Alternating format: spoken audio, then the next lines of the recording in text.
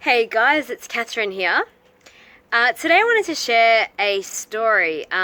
It's a story about how I discovered this really powerful technique. This technique can actually help you overcome negative feelings within minutes. And it's a technique that a lot of people are aware of, but I feel like it's very underrated. And whilst a lot of people might be aware of it, very few, I feel, are actually practicing it. But in this story, I'm actually going to explain to you the power of this technique, and how incredible it can be if you are disciplined enough to really put it into practice. And so the way that I discovered this technique, and I'm going to give you the short version of this story.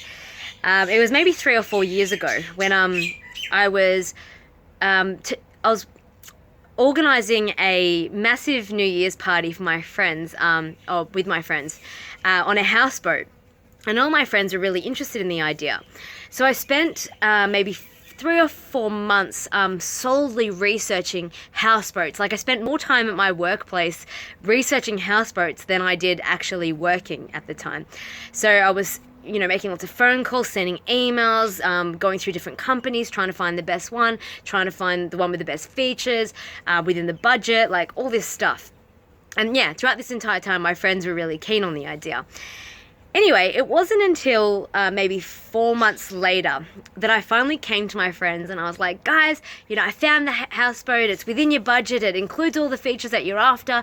It's between the dates that we're wanting. It's the only one that's available. Like, I've got it, guys. All we need to do is put down a deposit.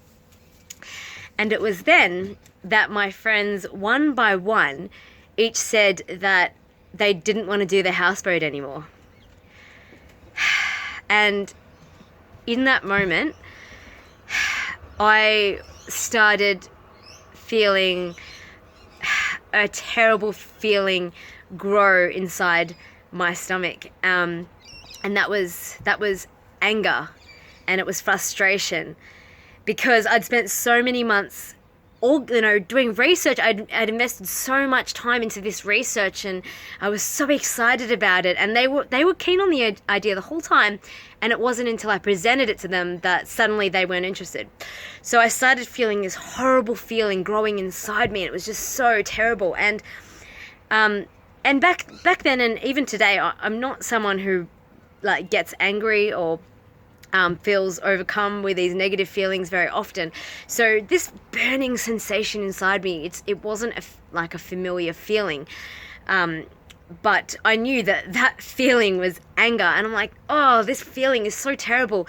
And anger, it's a choice. Like, we can choose these emotions. So why am I choosing to feel this terrible sensation? I don't want to feel terrible. I don't want to be angry and resentful. Like, that's not good. So I want to feel happy. So I asked myself, how am I going to change this feeling of anger inside my stomach to happiness? How am I going to do it? And I realized in that moment, the only way that I can change this feeling is if I start thinking of reasons as to why I'm grateful that my friends cancelled at the last minute. So in that moment, I really had to put my ego aside, because, there's a part of you that's like, no, I'm angry and they're in the wrong and all this kind of stuff. But that's not, having those thoughts, they're not serving you. They're just they're not proving, proving anything, and they're just causing you more harm than good.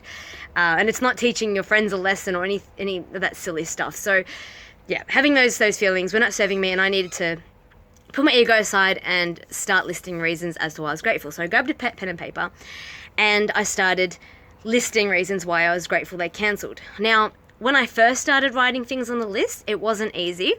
It was very forced. I had to be like, oh, I guess I'm grateful because, I guess I get to save money, and I guess I'm grateful because of this reason and this reason. And yes, at first it was quite hard to get the ball rolling, but I pushed through that.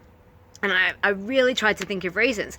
And as I started to write more and more reasons, the reasons started to flow a lot easier. And I started actually naturally thinking of them. I was like, oh, I'm grateful because of this reason and this reason and this reason.